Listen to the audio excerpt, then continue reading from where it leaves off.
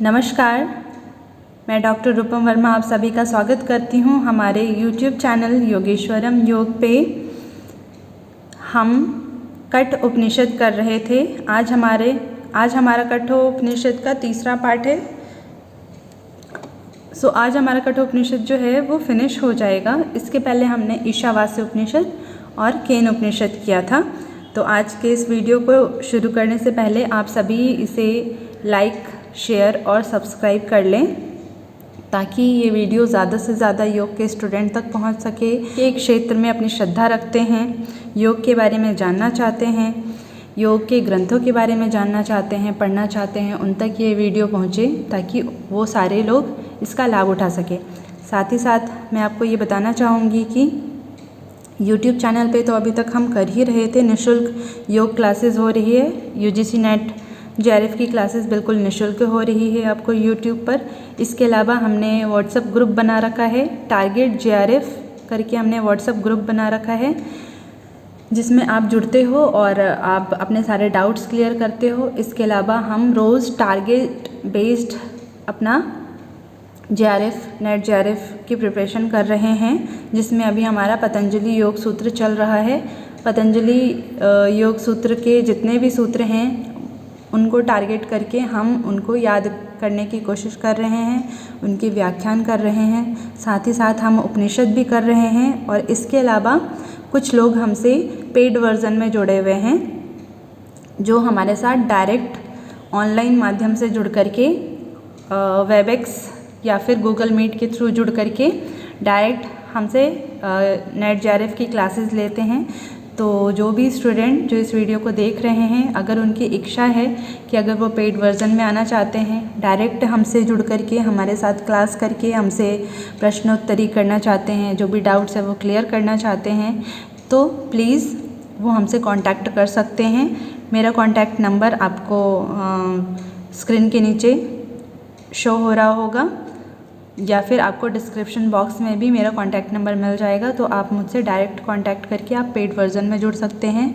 साथ ही साथ उसी नंबर पे आप व्हाट्सएप ग्रुप है टारगेट JRF करके, उस ग्रुप से जुड़ सकते हैं और उसके माध्यम से हमारे साथ बने रह सकते हैं। तो शुरू करते हैं आज का वीडियो। इसके पहले हमने देखा था कि कठोपनिषद का बहुत ही महत्वपूर्ण श्लोक, जो श्लोक नंबर 18 और 19 है, जो हमेशा हर बार एग्ज़ाम में आता है, किसी न किसी तरीके से पूछता है, उसका जो प्रथम अध्याय के दूसरे वल्ली का 18वां और 19वां श्लोक है। नायम हन्ति न हन्यते हन्यमाने शरीरे, ये भगवद गीता का श्लोक नंबर 20 है। और इसके अलावा कठोपनिषद का जो श्लोक नंबर 19 है, प्रथम अध्याय के द्वितीय वल्ली का 19वां श्लोक, ये श्रीमद् भगवद गीता का दूसरे अध्याय का 19वां श्लोक है। तो ये आपको ध्यान रखना है, ये हर बार प्रश्न आता है। इसके बाद आज हम आगे रथ और रथी के रूप में आत्मा की और शरीर की कल्पना करेंगे। तो यमराज जो है वो नचिकेता को बताते हैं कि शरीर जो है हमारा रथ है और आत्मा जो है उस रथ के ऊपर विराजमान जो स्वामी है, जो उस रथ का उपभोग करने वाला है, वो रथी है। तो जीवात्मा कह रहे हैं कि जीवात्मा क्या है? जीवात्मा रथ का स्वामी है, यानी कि उसको रथी या फिर उस रथ का भोक्ता कहा गया है। शरीर क्या है? शरीर है रथ, शरीर है हमारा रथ, जीवात्मा है उस रथ का स्वामी। बुद्धि को उन्होंने बोला है कि बुद्धि सारथी है, क्योंकि सारथी का एक बहुत ही महत्वपूर्ण रोल होता है। अगर सारथी अगर सही नहीं है तो वो रथ अपने मार्ग पर नहीं जा पाएगी, जीवात्मा को विजय की प्राप्ति नहीं हो पाएगी, जीवात्मा अपने गंतव्य स्थान पर नहीं पहुंच पाएगा।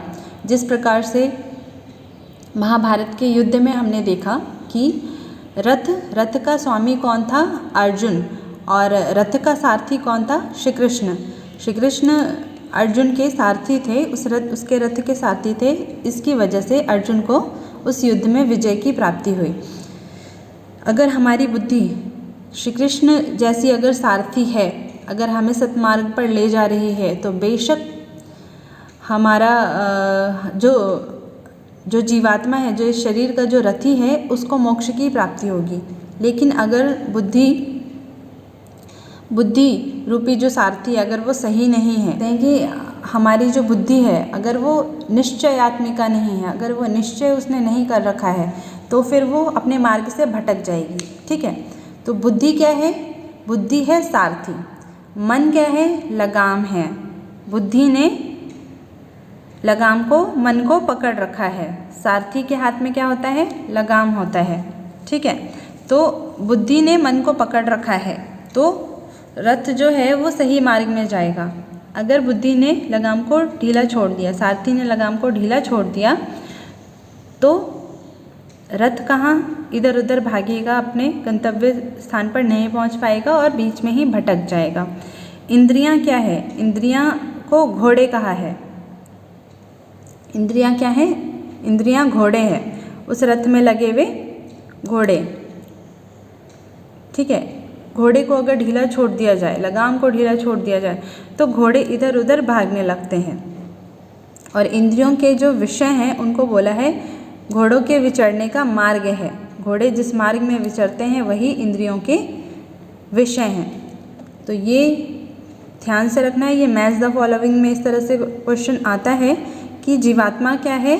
रथी है, शरीर रथ है, बुद्धि सारथी है, मन लगाम है, इंद्रियां घोड़े हैं और इंद्रियों के विषय मार्ग हैं। ठीक है, इसके अलावा कठोपनिषद में परमात्मा को धातु कहा गया है। परमात्मा का एक नाम धातु कहा गया है, और जो जीवात्मा है उसे जंतु कहा गया है। ठीक है, अलग अलग योनियों में भटकने के कारण आत्मा को, जीवात्मा को जंतु कहा गया है। फिर आगे बताते हैं कि मनुष्य का जो शरीर है उसमें 11 द्वार हैं, तो इसीलिए मनुष्य शरीर को एकादश द्वार वाला कहा गया है। 11 द्वार कौन कौन से हो गए? 2 आँख हो गया, 2 कान, 2 नासिका छिद्र, 1 मुख। इसके अलावा ब्रह्मरंध्र को भी बता रहे हैं कि ये भी द्वार है। नाभि, गुदा और शिशन, यानी कि गुदा यानी कि एनस रीजन और शिशन यानी कि जेनिटल रीजन। ओके, तो 11 प्रकार के 11 द्वार हैं मनुष्य शरीर के अंदर। 11 द्वार हैं, यानी कि इन 11 द्वारों से आत्मा जो है वो शरीर का त्याग करती है, शरीर से बाहर निकलती है। तो ये 11 द्वार हैं। ठीक है, इसके आगे बता रहे हैं कि जिस प्रकार के मनुष्य के कर्म और भाव होते हैं, आत्मा को उसी प्रकार का शरीर प्राप्त होता है। मनुष्य के जिस प्रकार के कर्म होंगे, अगर अच्छे कर्म होंगे तो उसी प्रकार से हमें अगला जन्म भी मिलेगा। अगर बुरे कर्म होंगे, अच्छे कर्म होंगे तो हम सुखी संपन्न, अगले जीवन में हम सुखी संपन्न घर में जन्म लेंगे। अगर हमारे कर्म बुरे होंगे तो हम निकृष्ट योनि को प्राप्त होंगे, असुर योनियों को प्राप्त होंगे। और जिस प्रकार से हमारा भाव है, भाव यानी कि जिस प्रकार के भाव के अंतर्गत हमारी मृत्यु हुई है, मृत्यु के समय हमारा जो भाव होता है, जो चिंतन करते हैं हम, जैसा सोचते हैं, उसी प्रकार का हमें अगला जन्म भी मिलता है। जैसे कि भगवद गीता में कहा है राजगुह्य राज विद्या राजगुह्य योग। ठीक है, राज विद्या राजगुह्य योग। इसमें श्री कृष्ण बताते हैं कि कोई कितना भी दुष्ट व्यक्ति क्यों ना हो, लेकिन अगर वो अपने मृत्यु के समय में अपने इंद्रियों को वश में कर, जो द्वार बताएं, इंद्रियां बताएं, अपने सभी द्वारों को बंद कर, अपने इंद्रियों को वश में कर, अपने मन को वश में कर करके अगर भगवान का अंतर मन से चिंतन करता है, भाव करता है, तो वो बेशक, उसमें कोई डाउट नहीं है कि वो मोक्ष को प्राप्त होगा। तो इसीलिए अंतिम समय में हमारे क्या भाव हैं, किस प्रकार का भाव है, ये भी बहुत ज़्यादा हमारे लिए इम्पॉर्टेंट होता है। जैसे कि जड़ भरत की कहानी है। जड़ भरत जो है वो अपने पिछले जन्म में एक राजा थे। तो वो जो है वो शिकार पर निकले। शिकार पर जब वो निकले तो हिरण का शिकार किया उन्होंने। हिरण का एक बच्चा था जिसको देख करके उन्हें बहुत दया आई और उन्होंने उस हिरण के बच्चे को अपने पास रख लिया, उसके साथ ही रहने लगे और निरंतर उसकी देखभाल, उसकी सेवा अपने पुत्र से भी कहीं ज़्यादा बढ़ कर के उसकी सेवा करने लगे। इतना ज़्यादा उनको उस हिरण के बच्चे से मोह हो गया था कि अंतिम समय में जब उनकी मृत्यु होने वाली थी उस वक्त भी वो उस बच्चे के बारे में सोच रहे थे कि मेरे बाद इसका क्या होगा, ये कैसे रहेगा। तो इस प्रकार से सोचते सोचते ही इस प्रकार के भाव में ही उनकी मृत्यु हुई, जिसकी वजह से क्या हुआ, उनका अगला जन्म हिरण का ही हुआ। और अगले जन्म में उन्हें पिछले जन्म की बातें याद रह गई कि ऐसा ऐसा हुआ और इसकी वजह से मुझे हिरण का जन्म मिला। तो उन्होंने भगवान से प्रार्थना करी कि हे प्रभु, मेरे जैसे भाव थे उसके अनुसार ही मेरा जन्म हुआ, तो मैं इस जन्म को ना भूलूं और अगला जो जन्म है वो मुझे मनुष्य जन्म प्रदान करे, ताकि उस जन्म में मैं अपने जो भी मैंने जो कर्म किए हैं उनके अनुसार मैं उनको बदल करके और मोक्ष को प्राप्त करूं। तो अगला जन्म फिर जो है, अगला जन्म उनका मनुष्य का हुआ। अगले जन्म में उनको उन दोनों जन्म की बातें याद थी, हिरण के जन्म की भी और राजा के जन्म की भी। तो उस जन्म में वो बचपन से ही समझ चुके थे, बचपन से ही वो बिल्कुल आत्मचिंतन में रहे, परमात्मा चिंतन में रहे, जिसके कारण उनका नाम जड़ भरत पड़ गया था। ठीक है, तो इस प्रकार के भाव में रहे और अंत में जो है उनको मोक्ष की प्राप्ति हुई। तो इसीलिए कहा है कि जिस प्रकार का भाव होता है उसी प्रकार का उन्हें जन्म भी मिलता है और उसी अनुसार उनको मुक्ति भी मिलती है। जैसे कि भक्त प्रहलाद ने कहा कि बचपन से ही हमें भक्ति में लगना बहुत ज़्यादा हमारे लिए आवश्यक है, क्योंकि हम जैसा व्यवहार करते हैं वैसे ही हमारी आदतें बन जाती है और वो आदतें जो है वो दृढ़ हो जाती है। तो क्यों ना हम अच्छी आदतों को फॉलो करें। अगर हम निरंतर भगवान का चिंतन ध्यान करते हैं, आत्मसमर्पण करते हैं, अगर बार बार हम इस भाव की प्रैक्टिस कर रहे हैं, तो अंतिम समय में ये प्रैक्टिस हमारे लिए हेल्पफुल रहेगी। हमें कुछ मेहनत ज़्यादा करने की ज़रूरत नहीं पड़ेगी। इसीलिए हमें बचपन से ही परमात्मा भाव में रहना चाहिए। हमें परमात्मा का चिंतन, ध्यान, पूजन, भक्ति करना चाहिए, ताकि अंत समय में जो हमारा जीवन है उसका कल्याण हो, हमारा कल्याण हो और हमें परम गति की प्राप्ति हो। ठीक है, तो इसीलिए क्या कह रहे हैं कि जिस प्रकार के हमारे कर्म होंगे और जिस प्रकार का हमारा भाव होगा उसी प्रकार की ही हमें शरीर की प्राप्ति होगी। अब आगे कह रहे हैं कि हृदय में 101 प्रधान नाड़ियाँ हैं।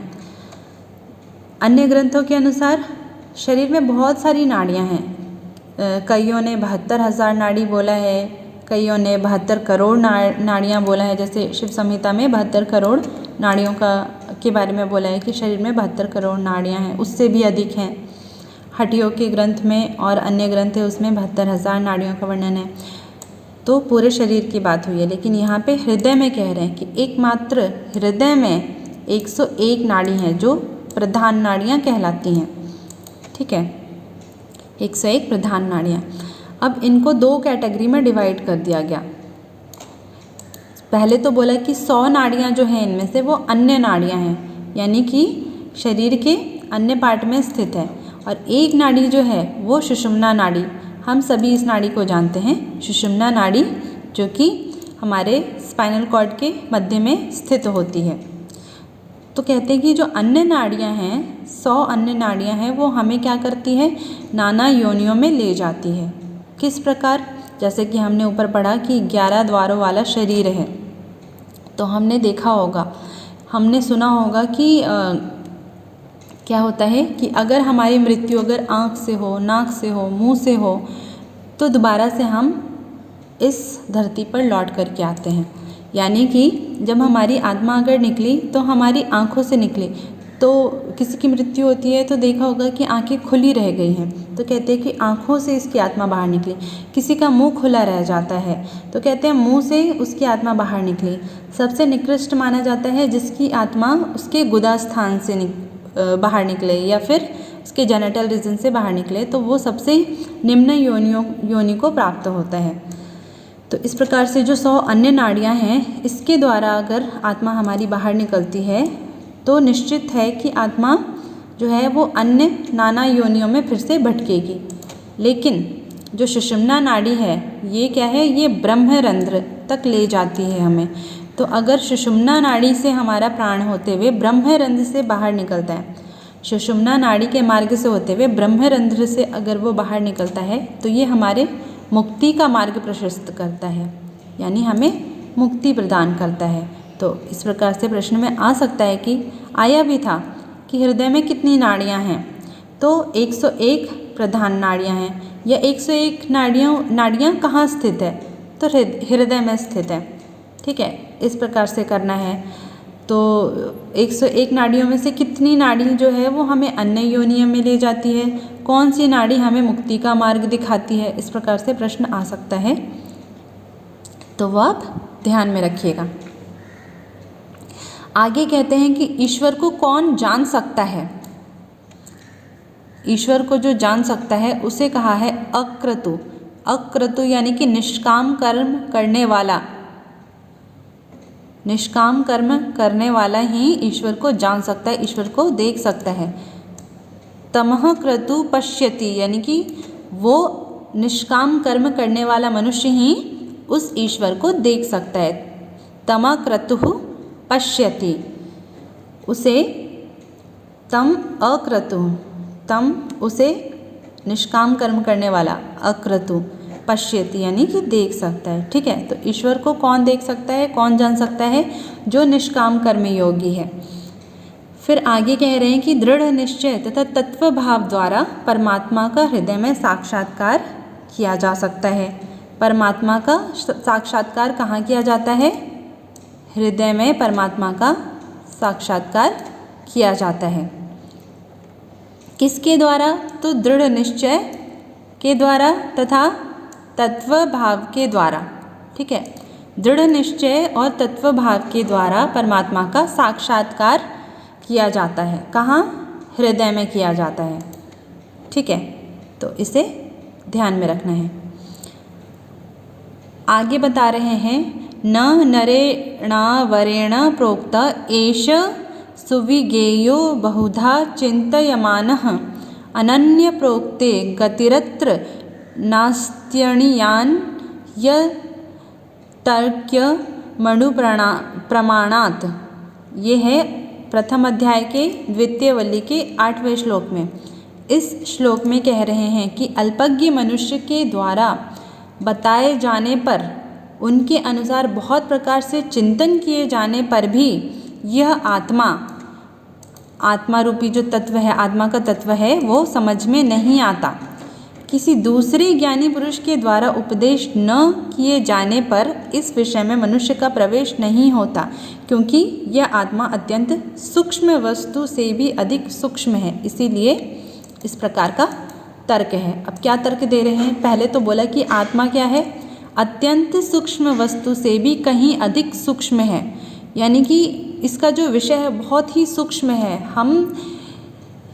अगर हम नहीं समझना चाहते तो हम नहीं समझ पाएंगे। ठीक है, अल्पज्ञ मनुष्य यानी अल्प बुद्धि वाला, अल्प ज्ञान वाला जो मनुष्य है, मनुष्य के द्वारा बताए जाने पर, जैसे कि हम क्या है, हमारी बुद्धि वहाँ तक नहीं पहुँच सकती, ईश्वर तक नहीं पहुँच सकती, हम भी क्या है, अल्पज्ञ मनुष्य हैं।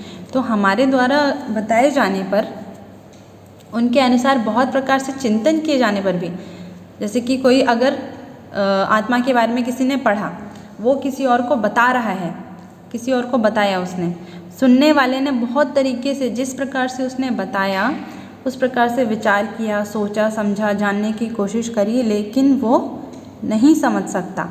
आत्मा को जानने के लिए हमें किसी तत्वज्ञ पुरुष के पास जाना ज़रूरी है, जिसने उस आत्मा को साक्षात्कार किया, उसे देखा, उसे जाना, उसे समझा।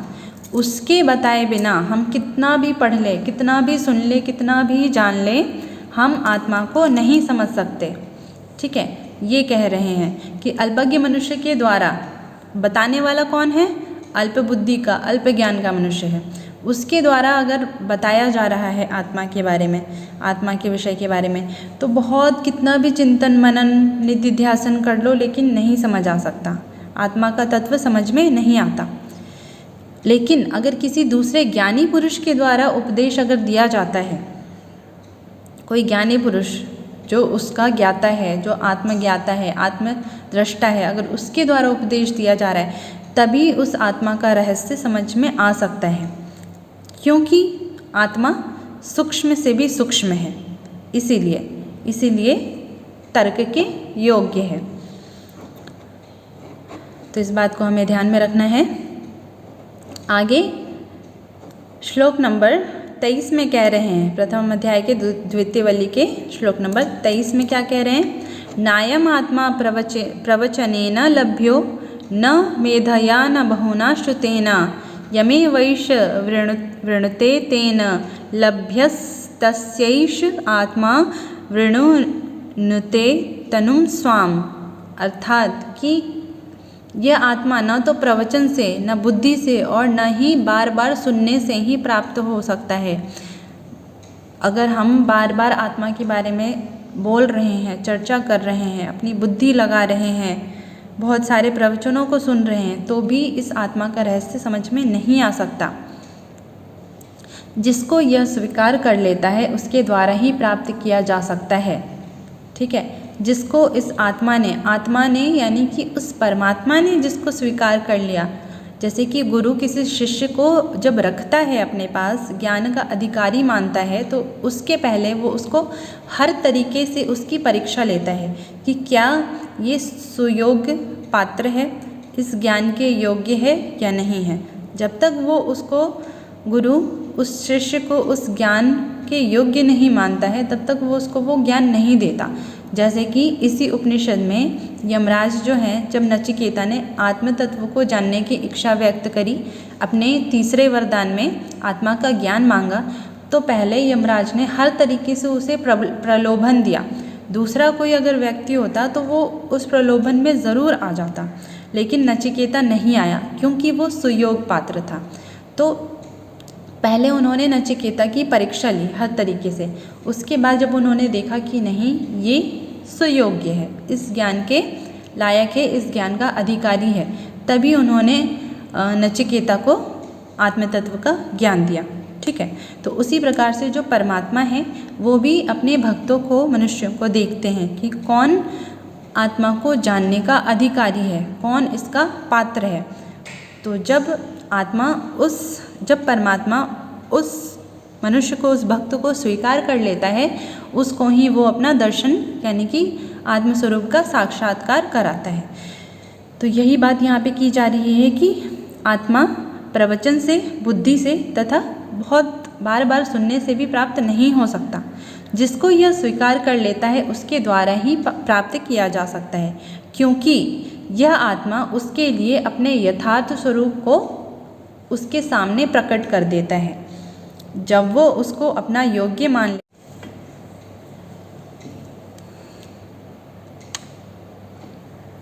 तो क्या होता है कि जिसको ये आत्मा, जिसको परमात्मा, जिस भक्त को स्वयं स्वीकार कर लेते हैं, उसको ही अपना यथार्थ रूप, अपना सत्य स्वरूप, अपना दिव्य स्वरूप दिखाते हैं। ठीक है, अब कह रहे हैं, पहले तो बता दिया कि कौन इस आत्मा को जान सकता है, कौन प्राप्त कर सकता है। तो वही प्राप्त कर सकता है जो कि उसकी योग्य है, जिसको परमात्मा स्वयं स्वीकार कर लेते हैं, जो सुपात्र है। किसको कौन प्राप्त नहीं कर सकता? तो कह रहे हैं कि जो बुरे आचरणों से निवृत्त नहीं है। ठीक है, जो बुरे आचरणों से निवृत्त नहीं है, यानी कि जिसने बुरे आचरणों को, बुरे व्यवहार को, दुष्कर्मों को नहीं छोड़ा, जो अशांत है, ठीक है, जिसका मन जो है अलग अलग चीज़ों में भटक रहा है, शांत नहीं है, स्थिर नहीं है, जिसकी इंद्रियां और मन संयत नहीं है, जिसने अपनी इंद्रियों को, अपने मन को अपने संयम में नहीं रखा है, अपने कंट्रोल में नहीं रखा है, जिसका जो मन कर रहा है वो कर रहा है, तो तथा जिसका मन अशांत है, मन जिसका अशांत है, ऐसा साधक सूक्ष्म बुद्धि द्वारा भी आत्मा को नहीं देख सकता। इस प्रकार का जो साधक है, जो जिसका आचरण जो है दुराचरण है, या जो अशांत है, जिसकी इंद्रियां, जिनका मन संयम नहीं है, जिसके मन में, जिसकी इंद्रियां जो है वो विषयों की ओर ही भाग रही है, जो अपने आप को कंट्रोल नहीं कर पा रहा है, तो इस प्रकार का जो साधक है वो सूक्ष्म बुद्धि, अगर बहुत ज़्यादा अगर सूक्ष्मता से भी उसको जानने की कोशिश करें तो भी वो उस आत्मा को नहीं जान सकता, परमेश्वर को नहीं जान सकता, वो कुपात्र की कैटेगरी में आता है। आत्मा का स्थान बता रहे हैं। आत्मा का स्थान कहाँ है? तो आत्मा को कहा है अंगुष्ठ मात्र। अंगुष्ठ मात्र पुरुषो मध्य आत्मनि तिष्ठति, यानी कि वो अंगूठे के परिमाण वाला आत्मा। आत्मा कैसा है? एक अंगूठे के नाप का है, अंगूठे के परिमाण का है। तो अंगूठे के परिमाण वाला आत्मा जो है, पुरुष जो है, वो शरीर के मध्य भाग में, शरीर का मध्य भाग किसे कहा है? हृदयाकाश, यानी हृदय को, हृदय रूपी जो आकाश है उसमें ही वो अंगुष्ठ मात्र परिमाण वाला पुरुष रहता है। ठीक है, ये आत्मा का स्थान है। अंगुष्ठ मात्र पुरुषोंतरात्मा सदा जनानां हृदय सन्निविष्टः, अर्थात कि परमात्मा अंगुष्ठ मात्र पुरुष के अंदर स्थित है और आत्मा हृदय में स्थित है। अब क्या कह रहे हैं? इन दोनों चीज़ों को बिल्कुल ध्यान से देखिए। पहले तो आत्मा का स्थान बताया उन्होंने। आत्मा कहाँ है? आत्मा का आकार क्या है? अंगुष्ठ परिमाण वाला है। कहाँ रहता है? तो शरीर के मध्य हृदय में रहता है। अब कह रहे हैं कि परमात्मा कहाँ रहता है? तो परमात्मा उस अंगुष्ठ मात्र पुरुष जो कि हृदय में रहता है, हृदय के बीच में आत्मा रहता है और उसी आत्मा के बीच में वो परमात्मा स्थित है। ठीक है, तो ये ध्यान से समझना है कि पहले तो बताया कि हृदय के मध्य में आत्मा स्थित है और आत्मा के मध्य में परमात्मा स्थित है। और हृदय कहाँ स्थित है? शरीर के मध्य में। शरीर के मध्य में हृदय है, हृदय के मध्य में आत्मा है और आत्मा के मध्य में परमात्मा है। आत्मा का क्या परिमाण बताया? अंगुष्ठ मात्र, यानी कि अंगूठे जितना बड़ा है, अंगूठे के आकार का है। आगे आत्मा का स्वरूप बता रहे हैं। आत्मा का स्वरूप क्या है, किस प्रकार का है? अब ये वही बता पा रहे हैं जिसने आत्मा को तत्व से देखा है, जाना है, समझा है। ठीक है, तो कह रहे हैं कि आत्मा शब्द रहित है, अशब्दम, आ नहीं है, अशब्दम है।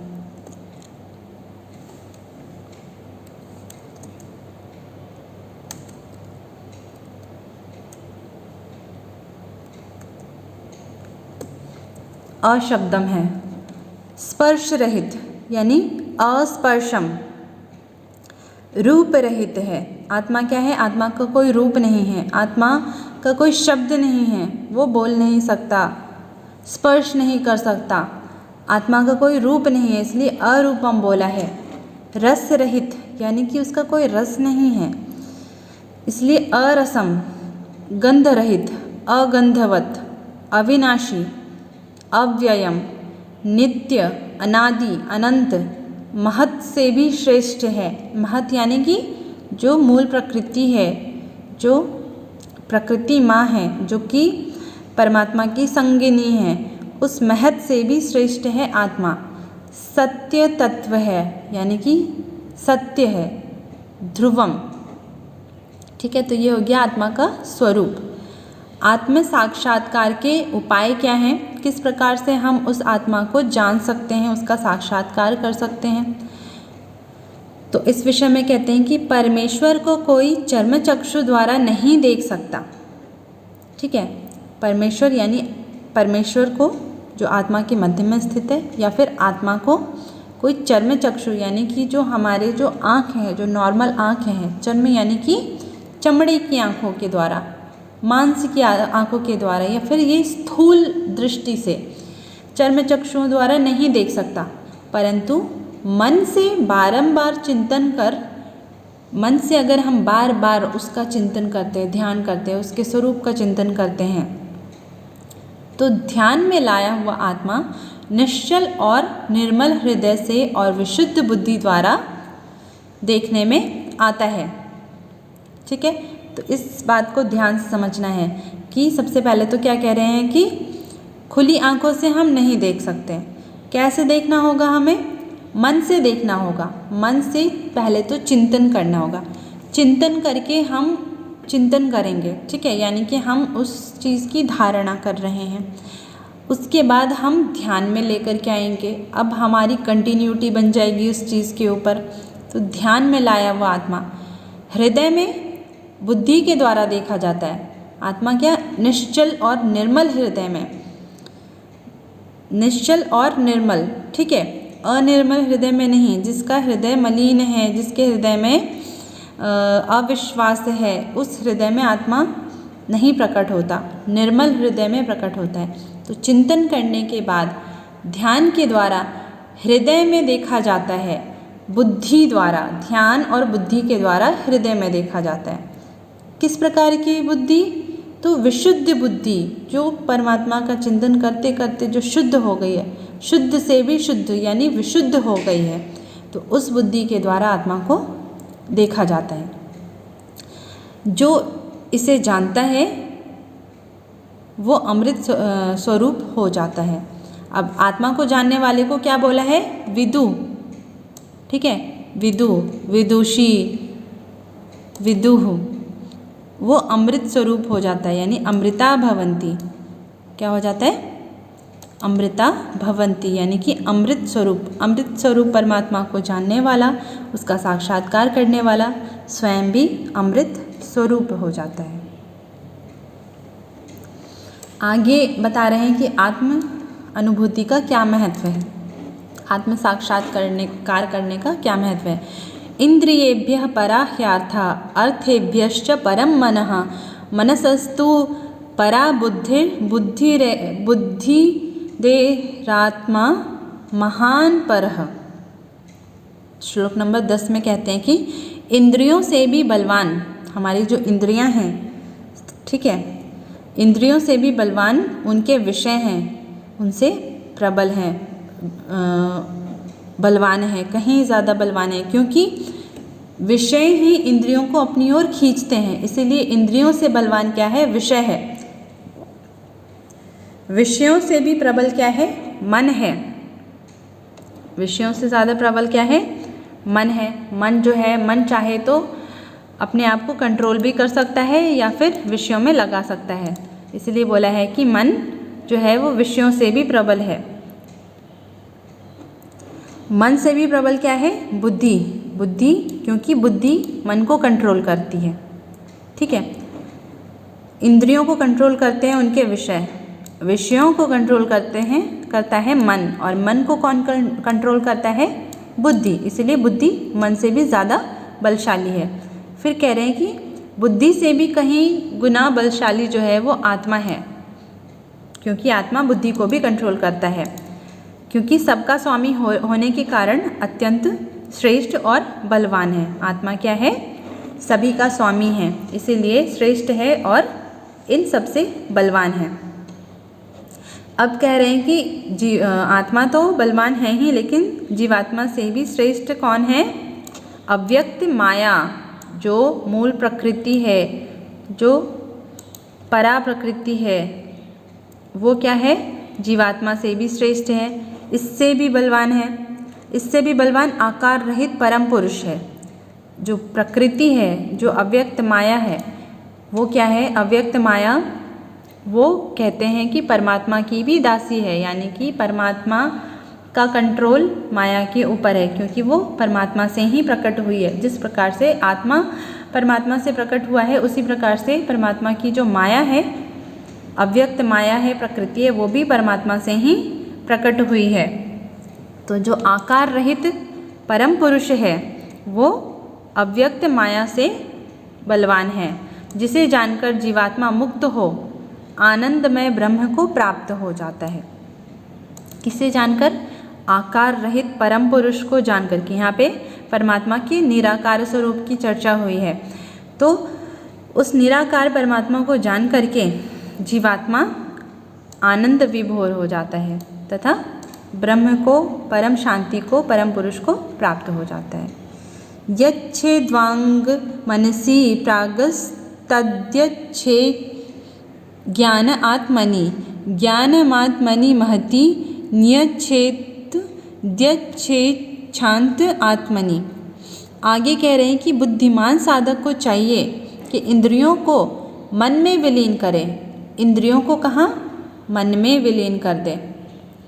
मन को बुद्धि में विलीन कर दे और बुद्धि को आत्मा और आत्मा को परमात्मा में विलीन कर दे। यानी कि जो उससे ज़्यादा स्ट्रांग है उसमें वो उसको विलीन करता जाए, तभी वो क्या होगा? परमात्मा को जान पाएगा, परम शांति को प्राप्त कर पाएगा। तो क्या कह रहे हैं कि इंद्रियों को मन में विलीन करना है, मन को बुद्धि में, बुद्धि को आत्मा में और आत्मा को परम शांत परमात्मा में विलीन कर देना है, अगर हम परम शांति की इच्छा रखते हैं तो। आगे जो हमारा श्लोक है, उत्तिष्ठत जागृता प्राप्य वरान निबोधित, अर्थात कि जो महर्षि दयानंद ने क्या बोला? उठो जागो और श्रेष्ठ महापुरुषों के पास जाकर उस परमात्म तत्व को जान लो। परमात्मा, ये जो परमात्मा को जानने की बात बोली है, बोला है कि आत्मा को परमात्मा में विलीन करो। तो इस परमात्मा को पहले हमें तो जानना होगा कि वो परमात्मा क्या है, कैसा है, किस प्रकार से प्राप्त किया जा सकता है। तो उसके लिए कह रहे हैं कि श्रेष्ठ महापुरुष जो हैं, जो ज्ञानी पुरुष हैं, जिन्होंने उनको देखा है, उनका साक्षात्कार किया है, उसके पास जाओ और परमात्मा को जानो। उत्तिष्ठत जागृता प्राप्य वरान निबोधिता। ठीक है, आगे परमात्मा के बारे में बता रहे हैं कि वो जो परम विशुद्ध, परम शुद्ध जो परमात्मा है वो क्या है? अंतरिक्ष में निवास करने वाला है।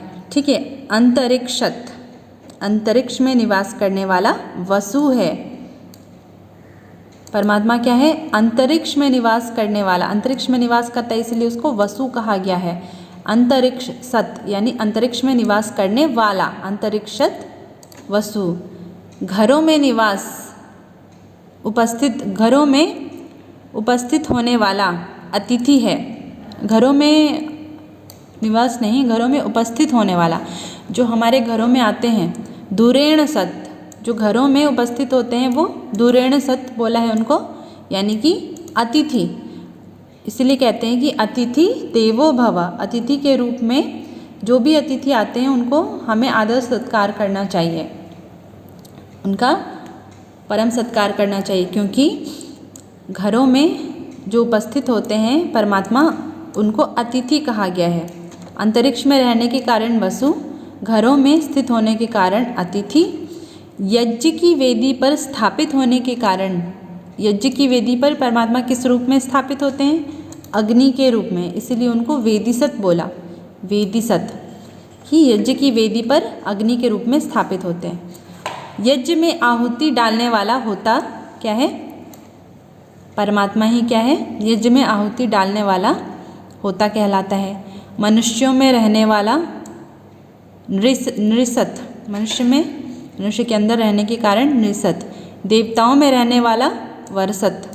सत्य में रहने वाला ऋतसत। आकाश में रहने वाला व्योमसत। जलों में नाना रूपों में प्रकट होने वाला, जालों में, जाल नहीं है, जल है ये, जलों में नाना रूपों में प्रकट होने वाला अब्जा कहा है उसको। पृथ्वी में नाना रूपों में प्रकट होने वाला गोजा। ठीक है, पृथ्वी में अलग अलग रूप में प्रकट होते हैं ना, औषधि बन करके, मिट्टी, पेड़ पौधे बन करके अलग अलग रूप में प्रकट होते हैं, तो उनको गोजा बोला है। सत्कर्मों में प्रकट होने वाला ऋतजा। ये सारे परमात्मा को बोला जा रहा है। पर्वतों में नाना रूप में प्रकट होने वाला अद्रिजा। सबसे बड़ा परम सत्य बृहत ऋतम। ठीक है, तो ये परमात्मा को इतनी सारी चीज़ें बोली है विशुद्ध परमात्मा। आगे कह रहे हैं कि अस्तित्वेवो पलब्ध व्यस्तत्व भावेन चोभयोः अस्तित्वेवोपलब्धस्य तत्वभावः प्रसीदति। पहले तो परमात्मा अवश्य है, उसका निश्चय करना हमें ज़रूरी है।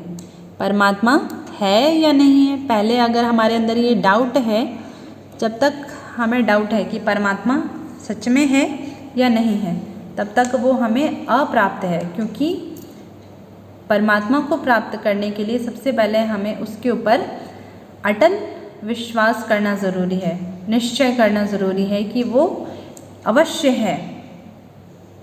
तो इस प्रकार से परमात्मा के अस्तित्व का दृढ़ निश्चय करना है सबसे पहले, फिर उसे तत्व से जानकर उसे प्राप्त करना चाहिए।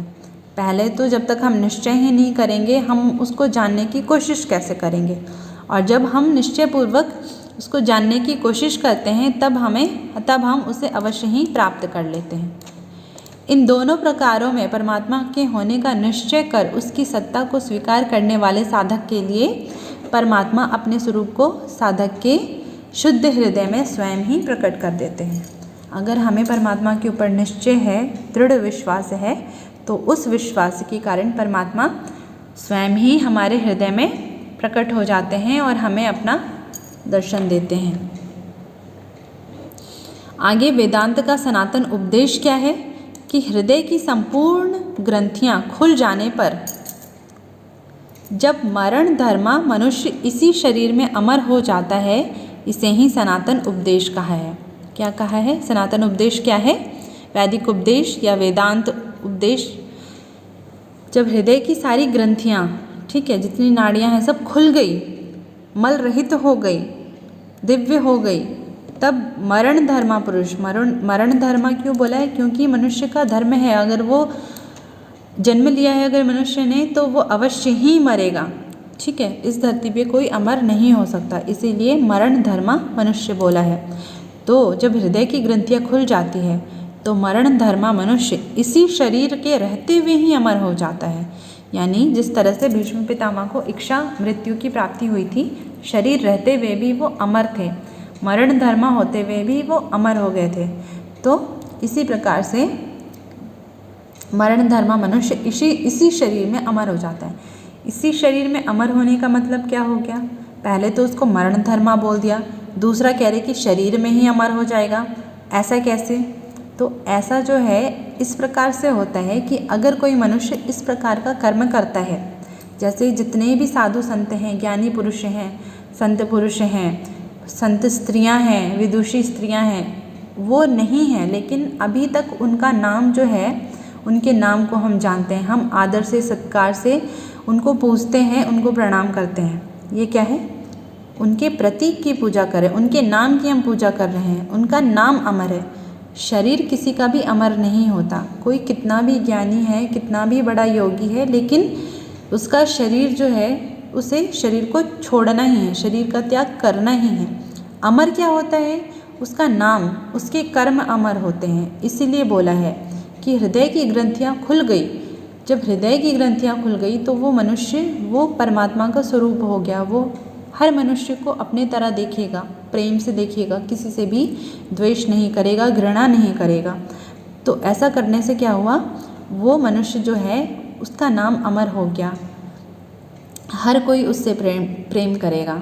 तो इसीलिए बोला है कि मरण धर्मा मनुष्य भी शरीर के रहते हुए अमर हो जाता है। इसे ही सनातन उपदेश कहा गया है। ठीक है, तो ये था हमारा कठ उपनिषद, समाप्त होता है यहाँ पर।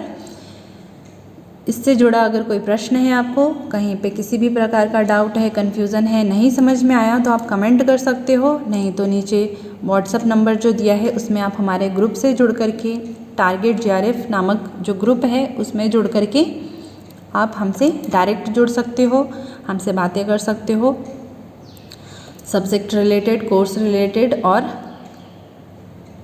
अपने सारे डाउट्स को क्लियर कर सकते हो।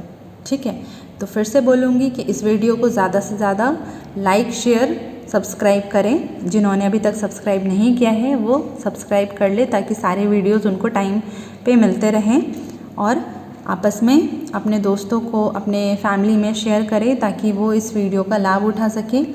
हमारी जो सेवा है वो बिल्कुल निःशुल्क है। सभी योग के छात्रों के लिए, योग के उत्सुक व्यक्तियों के लिए, जो इस बारे में जानना चाहते हैं, ज्ञान प्राप्त करना चाहते हैं, उनके लिए। तो आज के लिए इतना ही, मिलते हैं हम अगले वीडियो में। तब तक के लिए आप सभी का धन्यवाद।